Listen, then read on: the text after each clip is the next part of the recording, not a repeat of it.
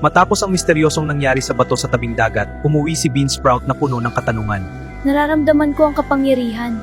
Kaso hindi ko alam kung paano gamitin ito. Buong gabi, sinubukan ni Beansprout na alamin kung anong klaseng kapangyarihan ang nakuha niya. Sige, Apol, Kidlat, kahit ano. Pero kahit anong pose ang gawin niya, wala pa ring nangyayari. Umaga na at excited si Beansprout sa niluluto ng kanyang ina dahil alam niyang napakasarap magluto nito. Ano to? Okay, yes!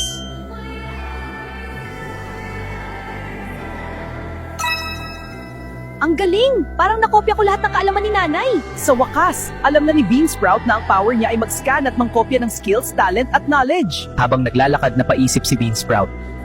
Kailangan ko ng skill para maprotektahan ko ang aking sarili sa mga bully sa school.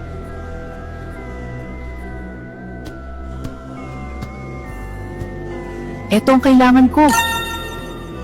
Ayos! Hoy Beansprout! Ibigay mo ang baon mo sa amin! Hindi, ayoko! Gano'n na!